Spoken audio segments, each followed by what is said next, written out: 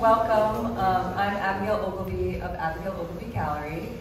We have our Boston location here, and then we just opened a Los Angeles gallery last fall. I'm so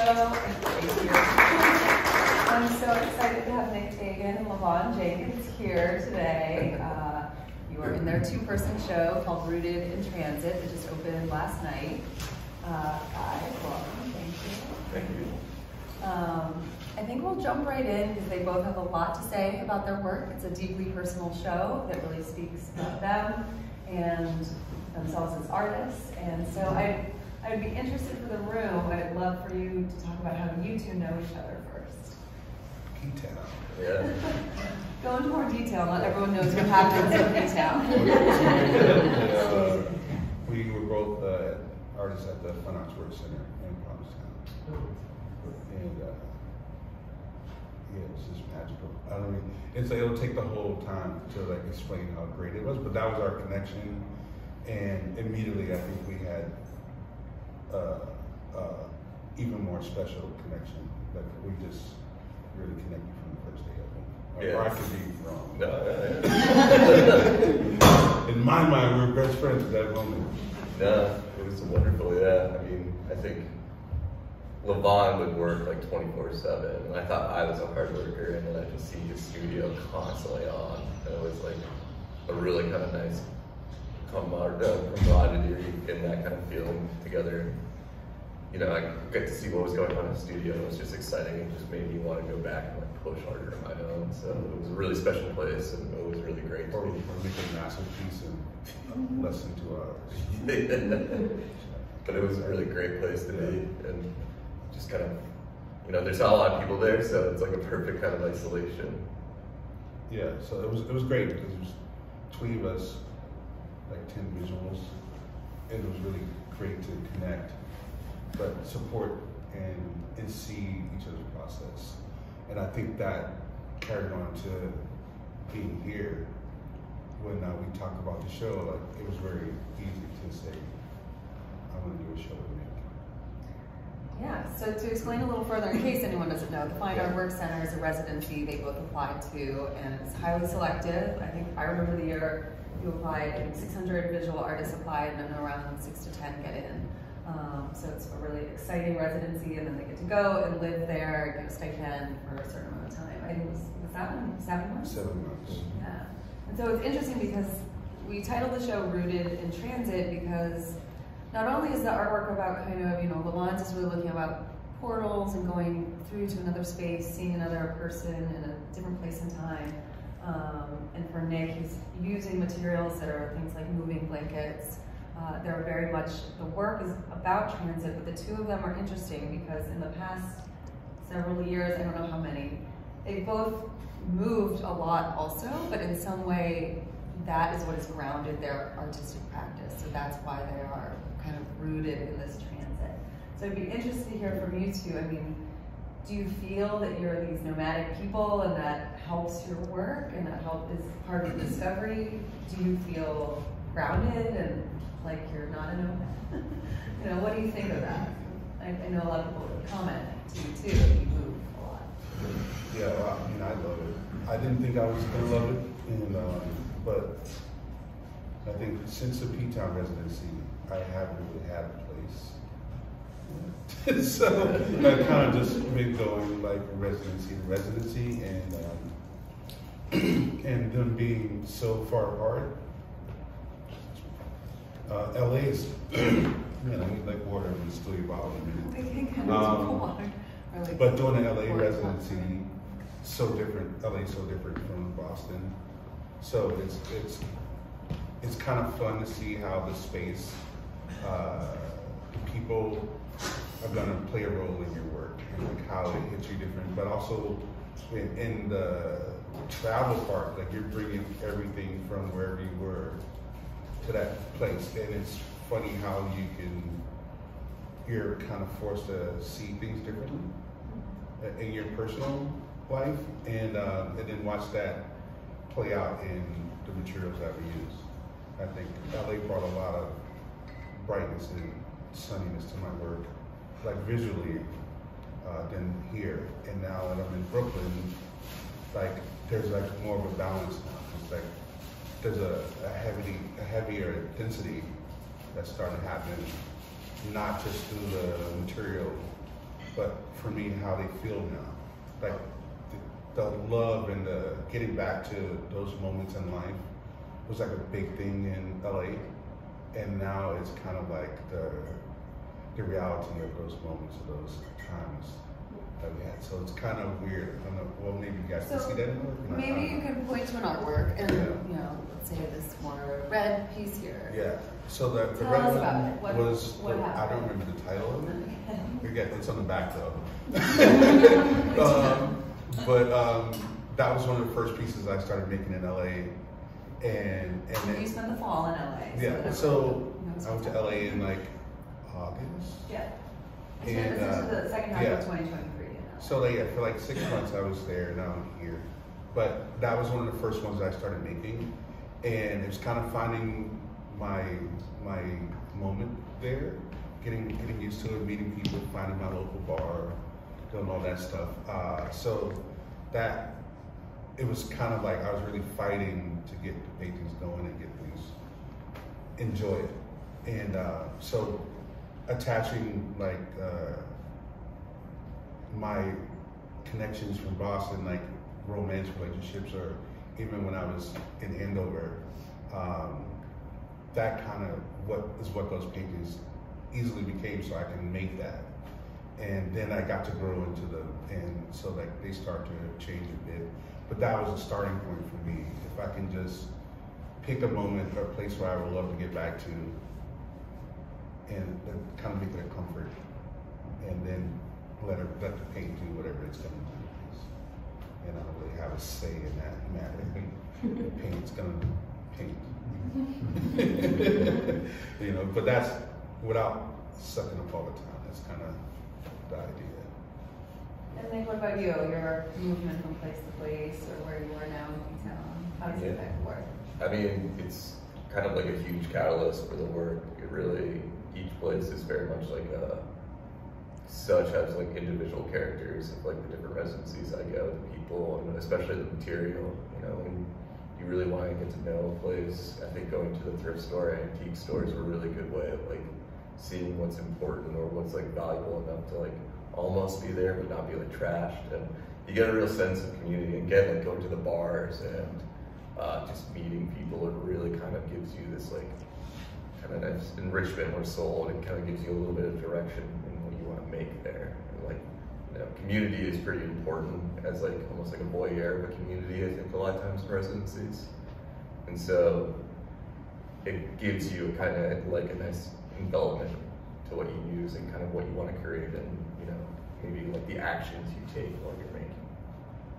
And for you, I mean, it's important to have large scale work. So Nick did this site-specific installation in our gallery. I've never seen someone work so fast and so efficiently.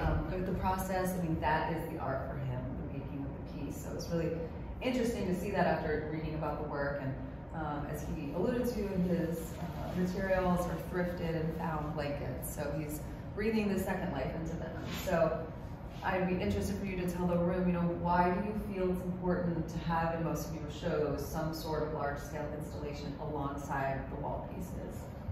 Yeah, I mean, I think it's like, you know, I think these works are more of like almost like mirrors, or not mirrors, windows, versus kind of the reality of the object also being there. So there's this nice kind of moment of being in the world and then kind of having a view of the world. Something that you can actually interact. Like, these objects also are not like extremely precious. They're nice, but you know, they're blankets, they're moving blankets, they're crochet blankets, they're on couches. And to have it kind of on a larger scale, it kind of gives that touch back to them. Like you can go up and touch it, you can smell it, you can see the holes and things. And this is more of like a curated version of that, of like areas I want you to see, you know, pictorial sense of what's interesting for me at that point. And for the larger pieces, it's more of a, the viewer gets to choose that. The viewer, I'm just giving them the material, and the viewer chooses the interesting points. And Lavaughan So Lavaughan really is a Boston-based artist, despite all the movement, as we say in the bio about you. So we first showed Lavaughan's work, and he had shown in Boston previously, but our gallery first showed your work in 2017. That's how long ago it was. And a lot has happened and changed since then, but I actually looked back at our press release from that show, and it was a two-person show. There was another painter in the show, and they were both doing figurative work. And it talked about how your work was about memory and identity. And that's a lot what this work is about. But it's changed a lot though, in the visuals, and we've talked about your process of Boston, leaving, coming back. So I think talk a little bit about like what it means to be back in Boston, showing the work to your community. I mean, a lot of the people in this room you knew and or follow you and admire you. Yeah, that's like, it's amazing, but it's weird. It's like you watch, it's like a child. You get to watch them kind of grow up, right? That's kind of how the art career was. And starting that first show was the first time I made 3D work.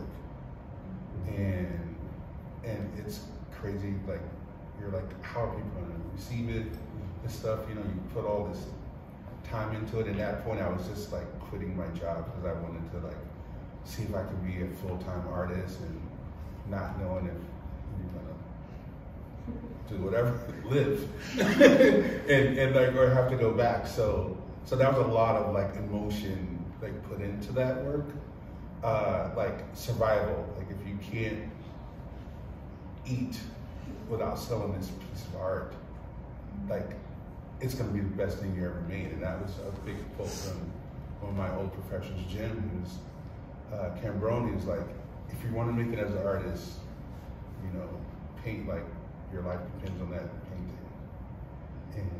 And that's kind of what that show was. But and that said, I mean, it's not like, because that almost makes it sound like you weren't making artworks that you were like, oh, I'll make them because people like blue and I want to sell it. No, you were painting what you love. Yeah, I made a contract with myself that whatever I make, it's going to be because I want to make it, how I want to make it. And then hopefully you guys will appreciate it as much as I do. But it starts with me, and I have to be honest with myself when I'm making it, because then it's not mine. It's this thing. It's not yours, but it's like, oh, your favorite color is blue, then you buy the blue one. Like, I love blue, but it's like that's what it asks for. I kind of go by whatever the paint is telling me. If I have a color, or I'm thinking of someone I date has like a certain outfit, that thing stays in my head, and that's the base of a painting for me. And now we have this intimate connection that the two of us know. And you guys won't know when you see them unless we have that conversation. But that connection means it's more than just painting. Which again goes back to my professors, like, your life depends on it. So why not start creating it with my life? And that travel part of it to connect it is amazing, because now I have this Boston life, this LA life, this New York life. And it's crazy to see how things change when wherever I am, but it's great to like pull them back and share them with where it started. Like that's a really amazing feeling. That's like watching your kid grow up, go to college, be a sophomore, that's like get going. But it's a really cool thing to share with the people that saw me make my first painting. That's wild. And like that type of connection, it's a rare thing. Not a lot of people have been there for that long journey. But that's also like this passage to these magical places of love, these moments where however chaotic things are, like you can get back to that spot by just going there. And that's kind of what the paintings are for me. Now that I made them, I can always go back to that moment.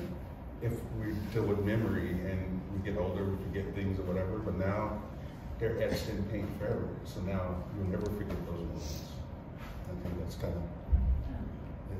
And so I come from a family of teachers. teacher, so I use this also as a teaching moment, I think, for anyone who, I know there's up-and-coming artists in the room, but also even maybe potential collectors and people who like to support artists.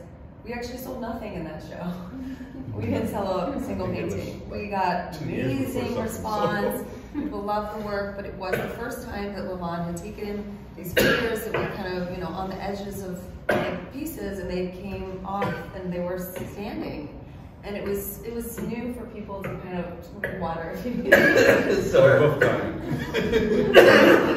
It was new work. Yeah. It was definitely different, and so maybe people needed a moment to digest it. But Lavaughan didn't say like, "Oh, now I'm going to abandon ship and not do this body of work anymore." He kept going. He kept testing what was working, what didn't. And then, maybe within a year, I don't know how much longer it was. Yeah, it was about a year and a half, and then we went to New York, and then. Well, everyone in New York didn't have to think so much. They bought it. And then at the same time, you were, then you did win the ICA Foster Prize Award. So I think people saw the authenticity to the way he was creating, and that he didn't take steps back to say, oh, maybe I'll go back to works on paper because I sold those well when I showed them at Kingston. He kept kind of pushing forward, regardless of that he needed to eat and so forth. But I think it's an important note because I think people see then and now and think things happen really quickly. And I've seen how much work goes into all of our artists' career. But Lavaughan is a really good example just because he's been so local and a lot of people have followed it. And I can look around this room and I can think of the people that endorsed him early in his career and said, we believe in the work, we're gonna support you, buy it, commission things. And that's pretty amazing. And then that's what ultimately enabled you to continue to be an artist in the end. For sure. That's another part of it. We're talking about this travel thing, that it's not just the places we're at right now, but it's our travel personally, like our life venture or voyage. That all that stuff plays a role in what we do, and like talking with the blankets, like the history of a blanket, like all the stuff that it's touched and like wrapped around and moved and this thing, and now you like deconstruct it and repurpose it into this whole new life form. So now it has this other life of travel, which I think that's the great part of like what we're doing. And I think what this show is showing is like not just the history of our destinations, but like a time lapse of our career so far. Yeah, and that's like amazing. And I would love, Nick, you to talk a little bit, because we're introducing Nick's work for the first time in our gallery, which is quite a bit, all over, and thinking about your work. So Lavaughan has really been a painter always. You've done drawings, you've worked in metal, you've done a lot of different materials, and then now you're working in textiles. So I would be interested to hear a little more about that. Yeah, I think for me, one of the biggest things is just modes of expression, and I see like paint, drawing, sculpting, they're all tools, and it's finding the right tool to express yourself at the right time with it. And it really actually gives you a big driver, especially like when you find something new, like you think, you're like, oh, I don't know, and then you try it and you really enjoy it. But for me, it's always been kind of a mode of what's the best way to express myself. Is there a material that's better? Really questioning the practice constantly. I may do a whole series, but if I lose that spark or that feeling from a material or an idea, I try to just push away all of that and try something completely new and see how it comes back and how it can kind of like reframe what the older work, keep that kind of narrative or story going. So it's been like a journey, and it's also been with travel.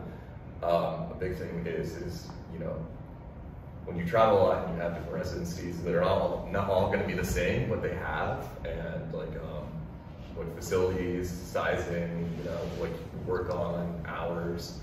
And actually how I got into sewing was I went to a residency thinking I was going to do woodworking, and get there, it's in an office building, and I had no idea what I was going to do, and the only object or things I had with me were moving blankets, because I wrapped all my like tools in moving blankets. And I was like, I gotta figure something out. I'm here for a month. I can't do what I was planning on. let's start just sewing. So Googled how to sew, and that kind of worked out from there. But if you travel, like you're saying, and like that transient, it really just changes. You know, it could be just the whole technique, or it could be kind of like pictorial in color, like these portals you have.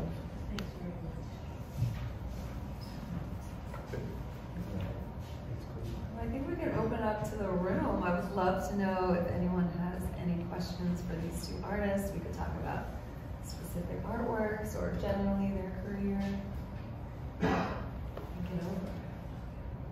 Well, I'd like to open up with a question for Lavaughan.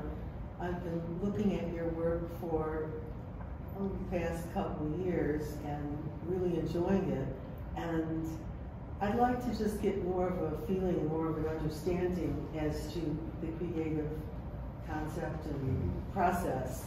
I see that you use color in sort of a serial way. You see each piece as primarily a certain, evoking a certain color with the same figures and format. How do you think about series, and what does that mean to you? You know, you kind of have that convenience of saying, okay, I'm going to follow along with this format. And how do you keep mining it for new materials or feelings? Well, it's a weird process. I mean, I know what I want to paint. I have an idea. I've been painting this painting since undergrad. It's just over the years, my craft has improved. You know, like I'm a better painter than I was in 2005. And so like the idea's always been there. And things just keep getting added, like seasonings. So they just taste better now. But it's the same painting. So that means I don't have to think about that. Even when I'm doing my solo figures, you know, I know I'm gonna make this figure. And now I just have to let everything else do what it does. You know, like that process is just me, again, like over time, being able to handle paint a certain way. And now that's another thing I don't have to think about. So when I'm in the studio, I just have to make. And color and things like that, I love fashion. And so I'm always looking towards fashion for color ideas. And if I see something that I love, then it goes. You know, I'm gonna bring you up now. My friend here owns a bar, and there's a yellow door. So I mean, painting from that color palette. And now I think it's Cocktails at Yellow Door is the title. And so the mood and the energy of that space became the color. So now I don't have to think about color. Now I just have to make it. So when I'm in the studio, I just go. So when you wake up out of this like coma of color, that you like, oh, there's such a relationship there. But that's also because I'm pulling other colors from the other paintings into it. So they have this relationship, but also I'm making it. So it's gonna have that connection because it's my hands. And the color is a color, but now you can make that color mean or feel whatever it needs to be. So like I always say, red is, most of the time in the painting, red is red to me. But obviously we have all these connections with what red means.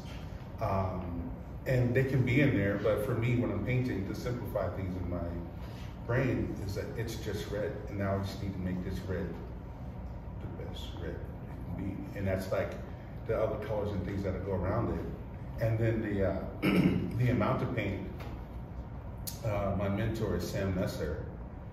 Some of you guys might know, his paintings are insanely covered in paint. And we always talk, and I'm like, one day I'm gonna use more paint. Not making better paintings, but like I'm gonna use as much, if not more. And he's like, prove it. so then I go, and I'm going crazy. And I'm in the studio right now, next to this massive like 6x7, 6x8 foot painting, and I'm making these tiny little paintings next to them. And now they all feel like this one big painting. So like, hopefully we might do something in the future, but yeah, but that's how it goes. That's my process, and I'm like not a traditional painter, you know, like so I'm dancing between painting and sculpture. So I don't really have any rules or laws that I have to abide. I just if that answers. I don't know if it did or not, but. Well, there's still a lot of things that I'm still wondering about, and I don't want to take up too much of Sure. your time. Say something like a little, like, I don't know, more specific, like you want, Well, like what one thing that you But want. where did, I see them as sort of a triad, that you have the target and you have the two figures against the field. Okay, I see what you're saying. Yeah, So, like where did that yeah. come from? You said So you've been there's reading this your a whole life. book by Nicole Krauss, A Man Walks Into a Room, and it was this, it's a great book. And basically this guy lost his memory, and there was these doctors that could get his memory back. So like imagine you woke up and you couldn't remember who this person was next to you. And you go through your life trying to figure that out. It's like a dark book, but it's great. It's like Eternal Sunshine of the Spotless Mind. Is that the name? Yeah, you got it. Yeah. Like that was a fantastic movie. It's kind of like that. It's like you can edit your memories. So these doctors that's what they were doing. Like we can pull all this stuff out, give your memories back. So these characters became those doctors, and they're the holders of your memory. So no matter what you forget in life, you can go back to this moment and they'll be like, yeah, this is what you did, this is what you were thinking, this is how it was. And so that's their role. They're the watchers or the observers of life, kind of like news media for your personal life, you know? And so they're rooted in the bottom because they're there to record everything and then play it back for you. So that's their role in the paintings. And now they're in every painting. Again, since college, they were there. So they stay there, but now it's like, okay, how do I make them continue to evolve like my paintings are, you know? Like the content or the context of the work, like their role is the same, but they should grow and evolve too. Mm-hmm. So now I'm building them further off the canvas, and these things are kind of giving them their life, and now they get their own individual shows, which was the first show I did with Abigail. Mm-hmm. So those characters have been here, and they keep getting their little moments. And the portals, that's the window to get back to that place. And the check pattern is just when Virgil Abloh passed and he wasn't obviously couldn't do Louis Vuitton anymore, Pharrell came in, and that's my nod to those first Louis Vuitton bags that he brought back. And again, my connection to fashion, but also these amazing people that I can look up to, and they give me the nod to say that I can also do this thing. And so I wanted to pull that into the work, and so that's where that pattern came from. Mm-hmm. Okay, thank you. I got more. Yeah.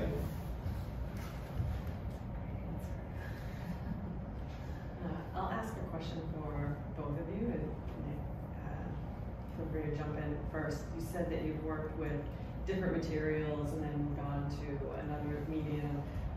For both of you, because Lavaughan, I know, we've been rocking since the 18-inch Duchess and the life-size one.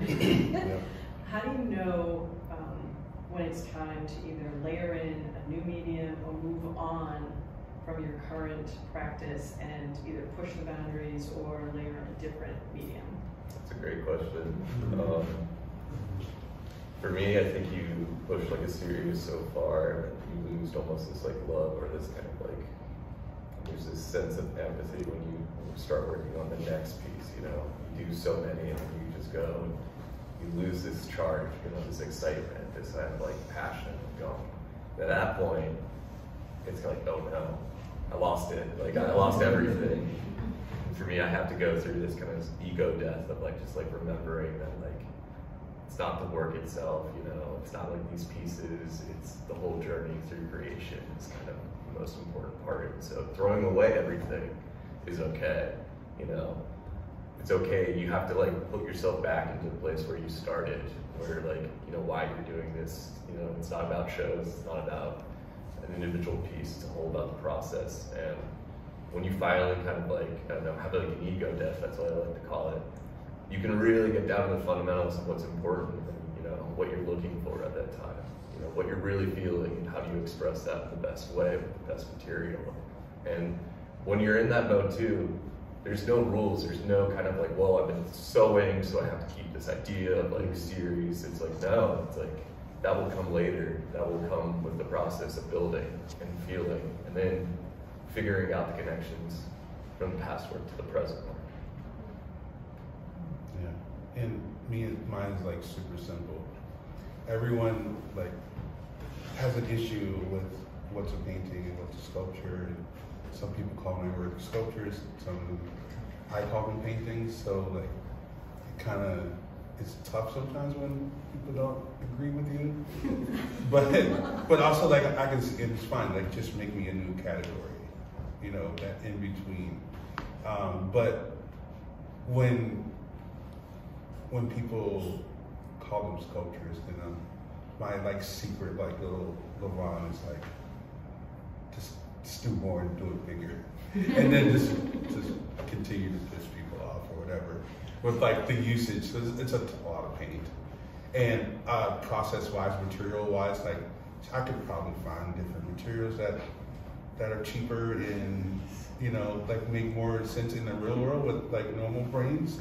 But my brain is like, dude, if you're a painter, then you should use paint, right? So I'm like, so the one thing that keeps changing in my work is how I build the structures underneath, because I need to handle the weight. And I was doing these 5-foot pieces in LA, and I was really afraid that they were gonna fall off. Like I had dreams that they would fall off the bottom of the paintings because they're coming off like 8 inches off the wall, and I'm like, it's just not gonna hang there. So like I thought this acrylic that I use for my bigger 3D pieces is the structure inside. It's amazing acrylic paint. Once it's cured, it is insanely strong, and I use that to build the structures in LA, and they're still hanging on. So I think we're safe. But it's that thing is like, when do you know when to start changing? And I'm probably just never gonna. I think I'm going to use oil paint forever. But I think someone here did a residency with you and you created in glass. So. Oh, I was like, yeah. So it's not entirely true, it's only been but the great part about that was like, so we did the Pilchuck residency in Seattle. And I had an amazing team that turned one of my characters and made it out of glass. But the first thing we started moving the glass, it felt like the way that I use paint. It's like glass and paint to me isn't that different. When we were like wrapping that stuff around, I was like, that's how I move. You know, with the knives and stuff, it's the same. And then they pulled out knives and they started like pushing them, like it's exactly, it's just, you know, it's a different material, but it moved and handled the way that I would do paint. And then they were like, you know, you can paint on glass. And I was like, what? And my brain was like, this makes no sense, and I'm so excited right now. So like that could go back to what you were saying. So now like I'll have this new little avenue that is eventually gonna get covered in paint. But making glass is like out of control. I can't wait to make more and do a full glass show. Like we're essentially making these out of glass is what's gonna happen. So there'll be glass versions of these at some point. But yeah, it was wild. And we were there sweating, and it was like 8-hour days in there next to like hot fire. I don't know how hot it was, but it was ridiculous. And I'm like, wear a sweatshirt and like it's cold in like, Seattle. Like, no, man, we're on fire and melting. It's like I don't think I've ever drank that much water in my life. You just keep chugging, but like you're literally like on fire. But yeah, glass is amazing. If you haven't done anything with glass, that was my first time, and now I can't get enough of it.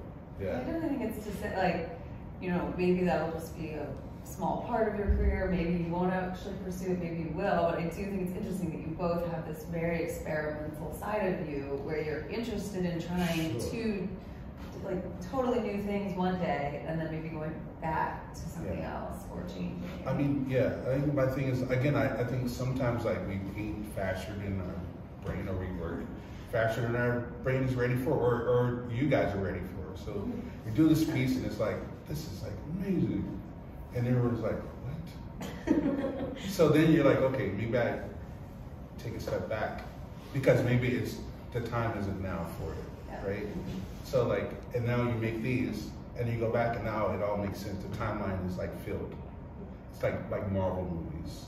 It jumps around and now you can go on Disney and it's all lined up for you. You just watch all of it. That's kind of like what when I make a piece, like say those 3D pieces, I had to because I had this insane dream and Philip Lesson was like, make this. So I started making 3D work just because he said so. And I maybe wasn't ready for it, and like the world maybe wasn't ready for it, and then like 2 years later, you know, maybe everything caught up, right?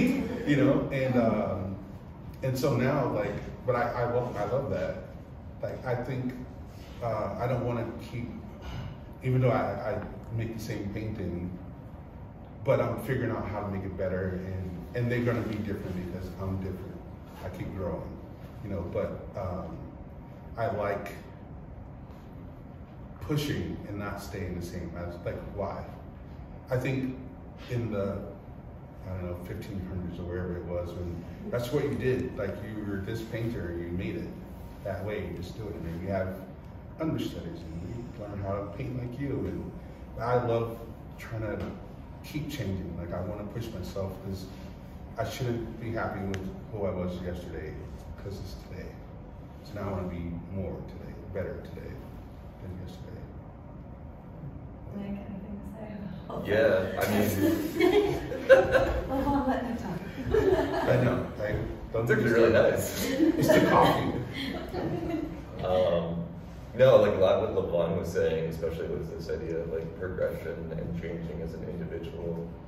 I think it's funny because I think like for both of us, we have these core questions that we keep on asking, but through age and experience, the answer becomes different each time. Sure.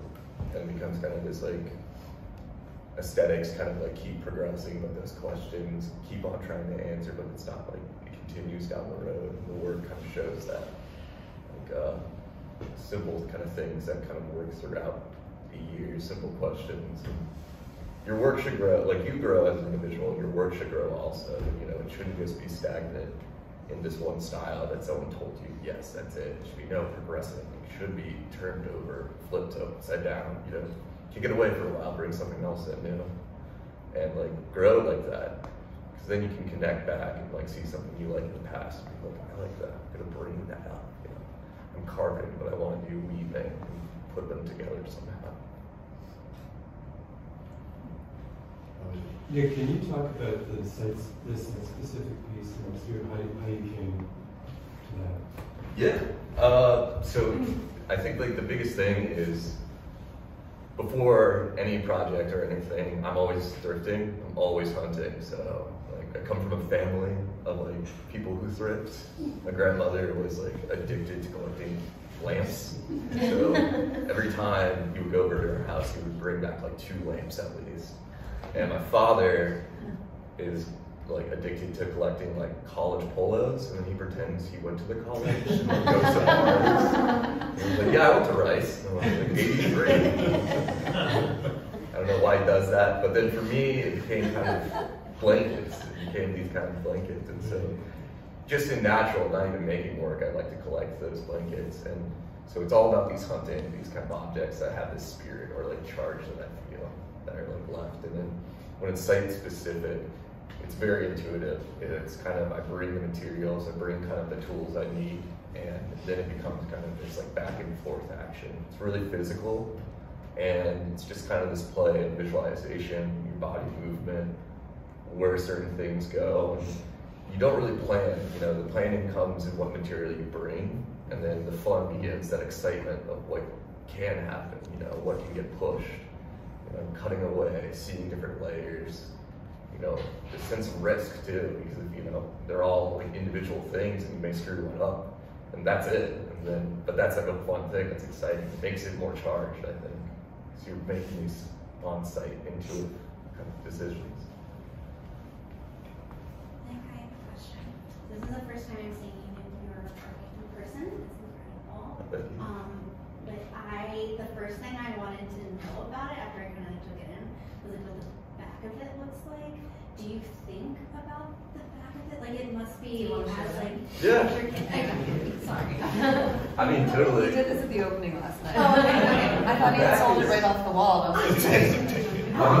Oh, it's really different than I thought. Yeah, so the back is very much not too crazy at all. I mean, how the system works is like, I layer everything beforehand, almost like, you know, doing all like your foreground, background layers and stuff, and then I go in and I cut away, or like, I like to use carving away, so take time and slowly just carve away the different layers. A lot of teams, these are 2 layers, but sometimes they're maybe like 4 or 5 layers, and carve away and just see what's there. And that's like kind of the risk feeling too, you know? If you make the wrong cut, the piece could be scrapped. And like, it'll be like, great, it's gone and everything. And it gives it excitement, it gives you that charge, you know? You have some skin in the game, some risk.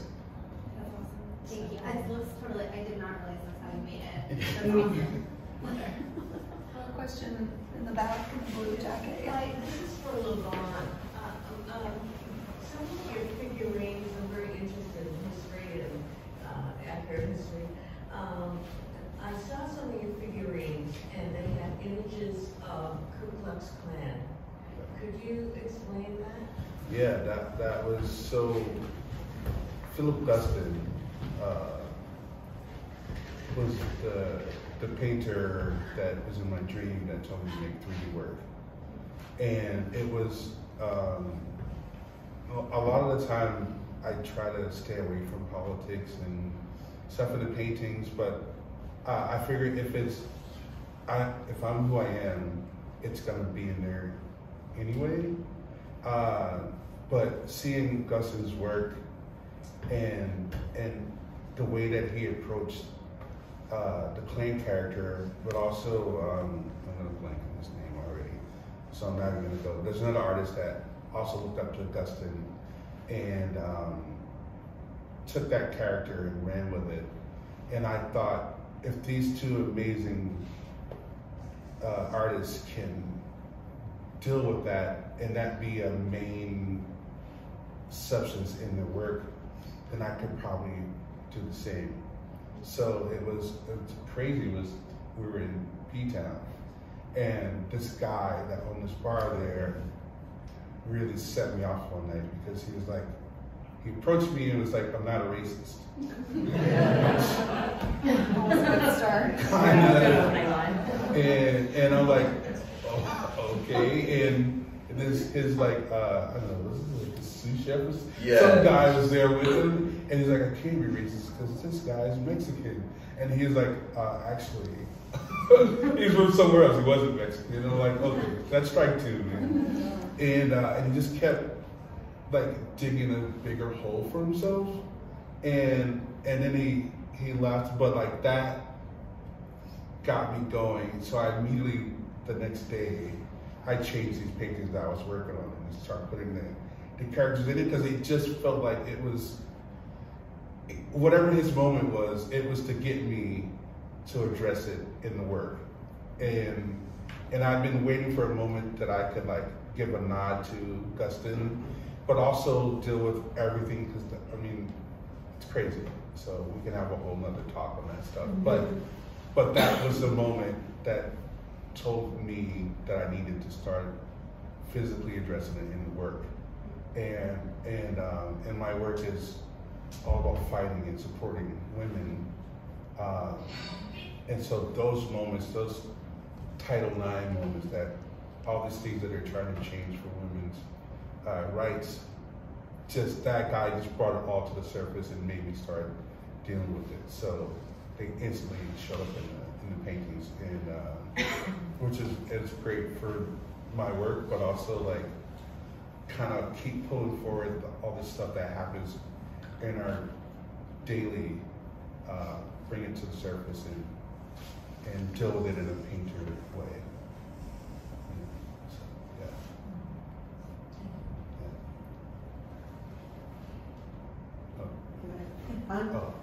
Yeah, I wanted to Sorry. ask the installation piece.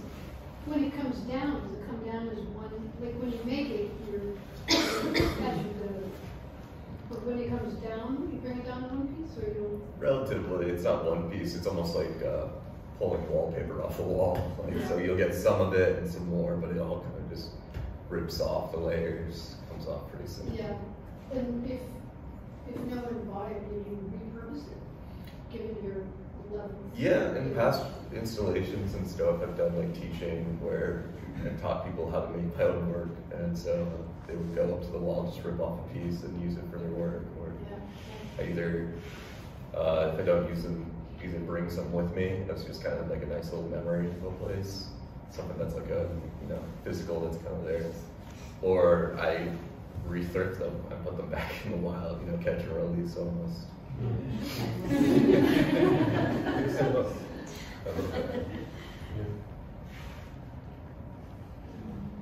Maybe one last question, yeah, back there. For Nick, the importance of titles here, can you speak to that? What kind of looks or frames you give us? Yeah, titles are tough.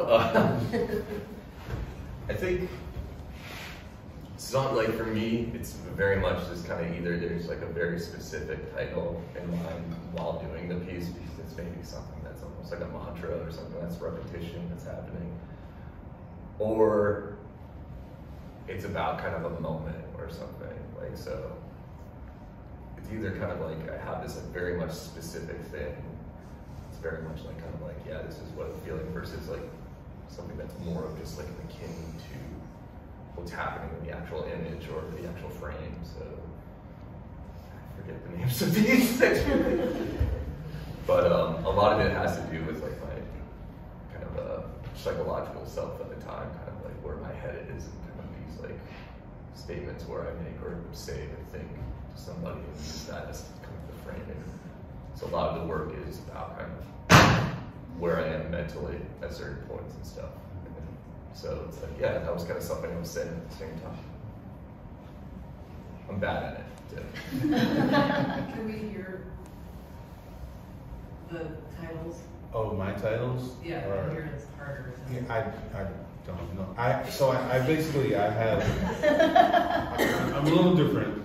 So I listen to a lot of records, especially when I'm in the studio, and sometimes the titles come from the songs that I listen to, or lines that are in the songs, or like Yellow Doors, the bar that I go to, and my friends are there, and I'm like, I'm making all this work, like how do I not include them into what I'm doing? Like we get to celebrate it together. So that, I was like, that's a title, you know? And or I'll try to get my phone out, because I literally like, sometimes I'll just sit and I'll just think about stuff, and those thoughts become titles.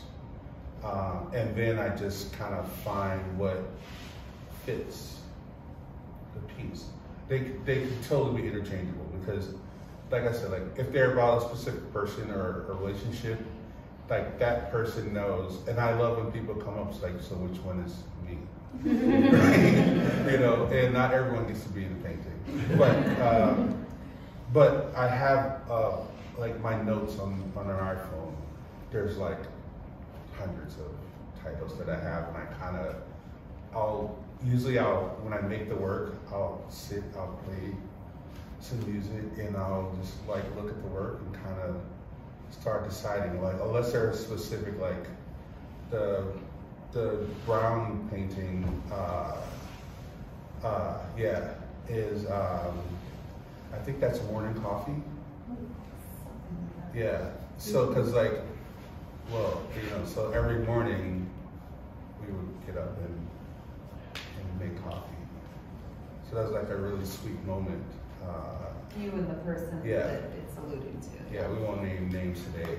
No one's here. But So we can name them. but yeah, so that was our thing though. We would wake up and she would make coffee, and then we would sit on the couch. The other painting that's not here, it's in LA, but it's like couch couples. So we would sip coffee, hang out on the couch, and then we'll get the day started. And like those are like really sweet moments. So I was like, okay, like that's one of those places where, like if we have a partner, we all have those like morning rituals and moments together. So I was like, that's a universal thing. You can instantly connect to that, and that place can take you there. So and then some are just like, I love Curtis Mayfield. So I feel like Curtis Mayfield, every song that he's ever made can be a title to a painting. And I pretty much ran through like 3 albums, like easily. I mean, we did a whole show with like Miss Black America. It was an amazing song. It's an amazing pageant. And then the granddaughter of the guy that started Miss Black America pageant, like reached out to me because it's still going like today. I was like, how sweet is that? So now like everyone is like being a part of his works, and I think when the title is that open, it just allows you to connect. So like, you know, but the paintings are like, we could switch titles. And I think they would still like hold some weight to each other, you know? Because I think Nick's work, if you don't know the title, you get to play artists. It's my work. Like, what would it be? Like what you see and feel, and then you read a title and you're like, it's just added extra to it. You know, and I think we could totally switch titles, and then you guys wouldn't know the difference, but like there'll be a feeling because there's an energy to them that there is some romance and things that happen in his work that you can pull and connect to, and there's some hard shit, you know, so like, you know, titles are these things like sometimes you start with it and build from it. But it's like, it's not an afterthought to me, but I have it like ready. It's like music. It's like some song titles don't really match the song. You're like, why do you call it that? But it's that thing that they're connected to, and now we get to share it, you know? And I would say, Lavaughan typically finishes his work for a show very close to the day the show opens. So these were finished on Saturday of last week. And so our price list doesn't have the titles on them because they were on the backs and they were dry. So we'll have to print a new price list. But if you're interested in knowing a title, we can look on the back of the piece together. Just let us know. I associate seeing you work and smelling it. Yeah. Like there's multiple reactions and senses. I think one is no, that was a little sexual. We're gonna think about another one. It's like, do you want me to pick one up and we can look at the title? yeah. I think the only thing that's not dry is the middle part. I know. Everything else is ready.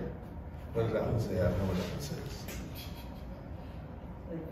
Oh, dinner at Banyan. So like I went on this date to Banyan like restaurant, like not far from here, and the hostess like knew my work, but like they had like this hour wait for like a table, and we're like, we're just gonna go somewhere else, and the hostess came up and she's like, are you Lavaughan?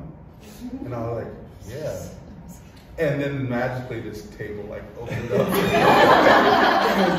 got a painting. So and then like it was cool. It was like a first date. It was like amazing, and it's just like everyone loves you. I was like, it's weird because like they sitting over like a drink, like it was wild, and so it's just like, does this happen like everywhere that you go? And I was like, no, but like I feel like a real badass right now.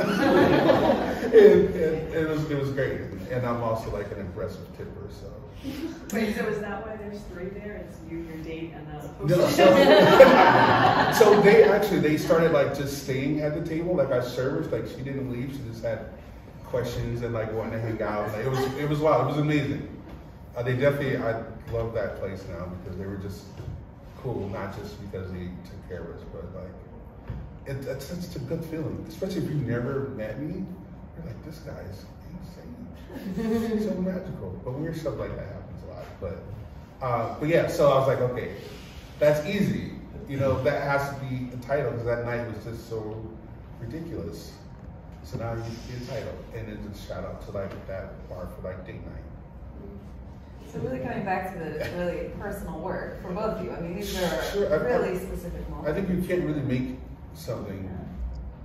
I think you obviously can, but like if there's a personal connection, it just makes it that much better. Like even if we don't put it into the title or whatever, like it's our lives are interesting, and it's like it's gonna come out of you at some point. I think you have to. I think like as soon as it doesn't feel personal, the work's just not doing it, and you need to figure something out. I also think about titles. One thing, it's an extreme irony that you're talking to people who are extremely visual and choose to express themselves visually, to then like sum up all your stuff in one word. It's like, come on, like I don't want to do this. This is why I make this stuff. Clearly, I can't shut up. So imagine trying to put all that in the title. It's not possible. Well, I think it really speaks to the authenticity in the work that makes it so approachable, right? So your work, I think both of your works, both of your bodies of work, both of you as ours, are very approachable. And I think it's because they're authentic. And I think that that kind of authenticity becomes an artist's language, right? So like you just said, like words can be hard, but the work is what says it. Because over time, regardless of what material or what subject matter is behind it, there's still this like stream of consciousness that is entirely yours. So that if I look at, I've known Lavaughan, I mean, I think I met you once now, but like I've seen some of your work, your development, right? And it doesn't matter what period of your work I'm looking at, whether it was when you were a sophomore or whether it was Gustin, you know, Ku Klux Klan, or whether it's these or the Goya-esque women, but there's still this thing that doesn't matter what period of your work I'm looking at, I know it's your work. Right. And I feel the same way, Nick, like I bet if I saw some of your work in 10 years, it would still say Nick Fagan to me because it is the language that you develop visually as an artist. And I applaud you both for your commitment to yourself in your practice, because I could hear that in each of your conversations today. It's just really rich. Thank you. Thank you. Well, thank you, Nick and Lavaughan.